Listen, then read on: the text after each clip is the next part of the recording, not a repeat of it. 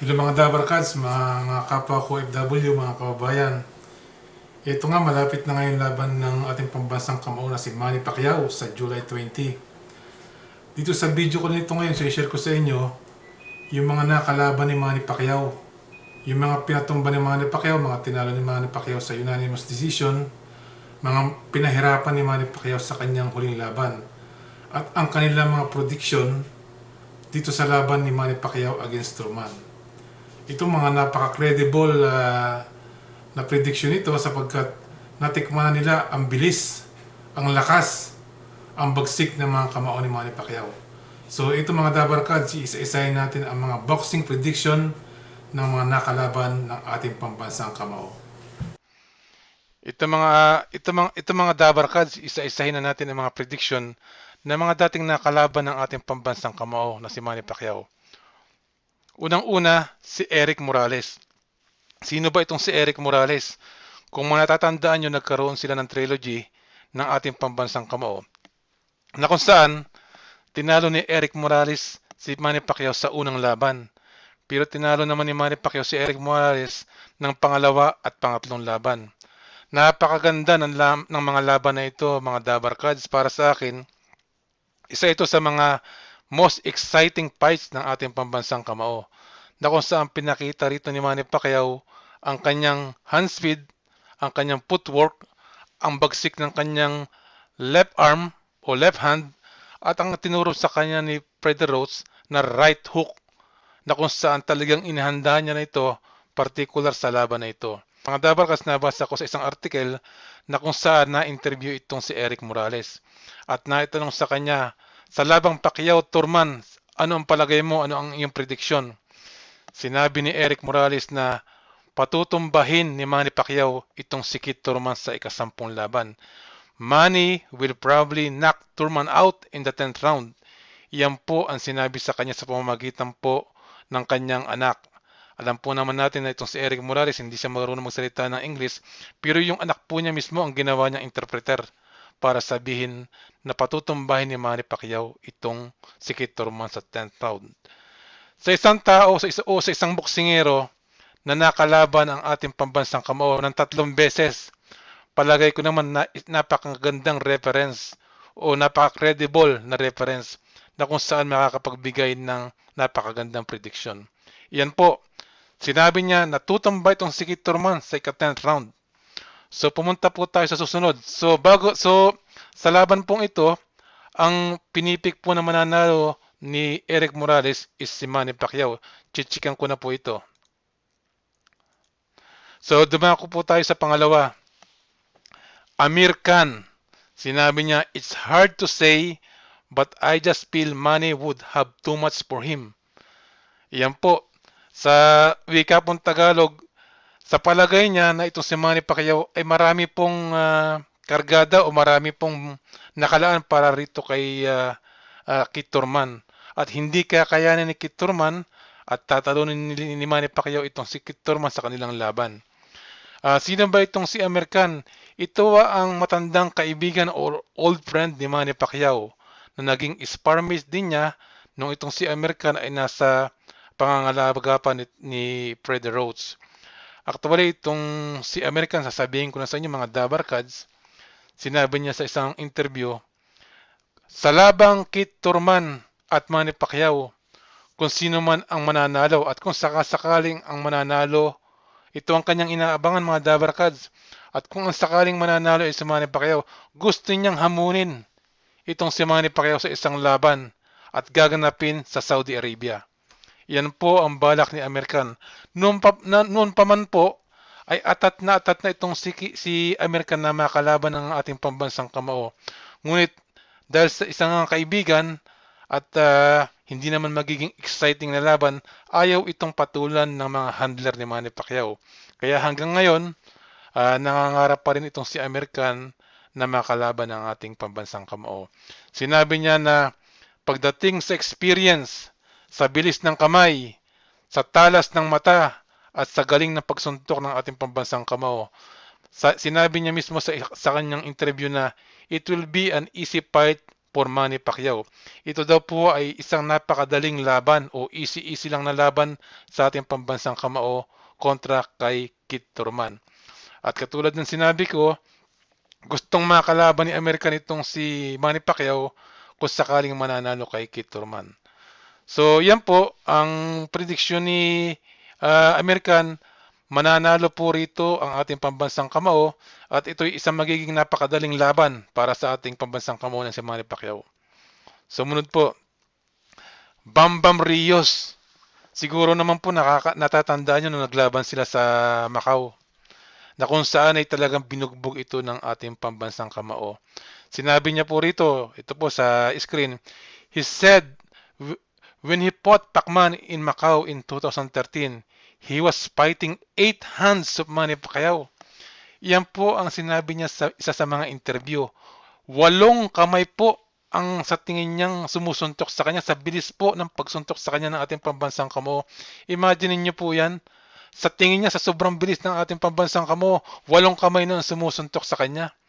Sinabi niya na ito daw si Manny Pacquiao, bukod sa lakas ng panununtok, ay sobrang bilis daw. Hindi raw niya malaman kung saan ang gagaling ang suntok. At sinabi rin itong ni Bam Bam Rios, kung natatandaan nyo, umiyak pa ito pagkatapos ng laban at sinabi niya na nagkaroon siya ng overconfidence o naging overconfident siya sa laban na kung saan isa sa mga dahilan kung bakit siya natalo. Excuse na lamang po yun mga Dabar Cards, pero sa tutuusin po, talagang talo siya. No match po siya sa ating pambansang kamao nung naglaban po sila noong 2013 sa Macau. Dahil talaga pong binugbog siya ng ating pambansang kamao. Napakaganda rin po ng laban na ito. Kung matatandaan nyo, itong si Bam Bam Rios, napakatigas po ng panga nito. Kahit ilang pong suntok ang binitawan ng ating pambansang kamao, ay hindi po natitinag. Pero sa bandang huli, tinalo po ito ng pambansang kamao sa unanimous decision. Napaka-impressive po ng pagkakapanalo rito ng ating pambansang kamao. At sinabi niya sa isa sa mga interview na hindi tatalunin ni Kit Thurman itong si Manny Pacquiao. At si Manny Pacquiao ay mananalo sa laban ito dahil sa bilis at sa lakas ng pagsuntok. So chichikan ko na po rito. Sinabi niya na ang mananalo rito sa laban na ito is Manny Pacquiao. Sumunod na po tayo rito kay Jesse Vargas. Kung natatandaan nyo, naglaban itong si Jesse Vargas at si Manny Pacquiao. Napakaganda rin pong laban ito. Sa una, kung makikita ninyo, napaka-confident po itong si Jesse Vargas. Natatalunan niya raw si Manny Pacquiao. Pero ito po ang sinabi niya, I don't think Thurman has the experience that Manny has and that's going to be his downfall. So, sa salitang pong Tagalog, hindi puro kakayanin ni Kit Thurman dahil ang ating pong pambansang kamao ay nalamang sa lamang ito pagdating sa experience. Dahil sa experience. Napakahaba na raw ng experience ng ating pambansang kamao kumpara rito kay Kit Thurman. At sinabi rin ni Jesse Vargas na nung naglaban sila, hindi raw rin niya alam kung saan ang gagaling ang suntok. Bukod daw sa lakas at suntok ni Manny Pacquiao, ay hindi niya alam kung saan nanggagaling ang left hook, right hook, straight, kung saan nilang dumadapo sa mga mukha niya ang mga suntok na itong pambansang kamao. So sa labang ito, sinabi niya na ang mananalo ay ang ating pambansang kamao na si Manny Pacquiao. So chechikan ko na po ito. Si Manny Pacquiao po kung makikita nyo, lahat po ng mga dating nakalaban ni Manny Pacquiao, sinabing ang mananalo sa labang Thurman at Pacquiao ay itong ating pambansang kamao. Pumunta na po tayo rito sa susunod. Si Chris Algieri. So matatandaan nyo, itong si Chris Algieri nung huling mga kalaban ni Manny Pacquiao ay natumba o na-knockout ng ilang beses. Sadya lang talagang napakatigas ng boxer na ito na kahit ilang bagsak na ay tumatayo pa rin. Natatandaan nyo, mayroon pa nga isang bagsak to na gumulong siya. Napakaganda rin po ng laban na yon. At ito pong si Chris Algieri ay isang napakagaling na boxer. Napakatindi po ng stamina nito at napakalakas po nito dahil marami na po akong laban na napanood nito na tumumba siya pero tumayo at napanalunan pa po niya ang kanyang laban. So sinabi niya, Manny is incredible for one. It's amazing at the age he's at now, he's still beating up fighters. So sa edad daw po niya na 40, nakalimutan ko sulit dito yung 40. So at the age of 40, siya raw po ay nakikipaglalaban pa sa mga matitinding welterweight champion o sa mga champion sa boxing. Hindi raw po pangkaraniwan sa isang nagkakaedad na nagkukumpit pa sa mga mas nakakabata at magagaling na boxer. Yan po ang sinabi niya. Sumunod po, si Timothy Bradley. Ito po, medyo kakaiba to mga Dabarkads. Sinabi niya po ito sa mga interview niya. Na sa labang Pacquiao-Turman, sinabi niya na si Turman has punching power, good speed, he's bigger, hard puncher, smart, and can bully him in the inside in one of the best welterweight. Sinabi raw niya po na itong si Kit Turman ay may punching power, matalino, mas malaki, at pwede niyang ibuli sa mga Pacquiao pagka sa mga inside fight. So sinabi niya roon sa interview na ang mananalo raw sa labang Turman at Pacquiao si Kit Turman. So ilalagyan ko na po rito ng check. Kung mapapansin niyo mga Dabarkads sa mga nakaraang boxer na pinakita ko sa video, bukod tangi lang siya nagsabi na sa labang Pacquiao-Turman ay tatalunan daw ni Turman itong si Manny Pacquiao dahil po sa mga kadahilan ng binanggit ko rito sa aking video na mas malakas sumuntok si Turman, meron siyang speed, at he can bully Manny Pacquiao in the inside fight. Ay kung matatandaan niyo mga Dabarkads, napaka-controversial ng labang Bradley at Pacquiao. Nung unang laban ay binugbog ito ng ating pambansang kamao. Pero sa huli, idineklara na ang panalo ay itong si Timothy Bradley. Napaka-controversial po at horrible decision po nung laban na yun mga Dabarkads. At pinatunayan po ng ating pambansang kamao na iyon po ay horrible decision dahil ng second fight nila ay tinalo ito ng ating pambansang kamao. Siguro hindi pa rin matanggap nitong si Timothy Bradley na siya ay kayang talunin ni Manny Pacquiao, although sinabi niya sa mga interview na talagang itong si Manny Pacquiao ay mabilis, may hand speed, may footwork, gumagana ang left and right, na kung saan dati ang gumagana lang kay Manny Pacquiao ay yung napakatindi niyang left, pero ngayon na-develop na ni Manny Pacquiao ang kanyang right hook.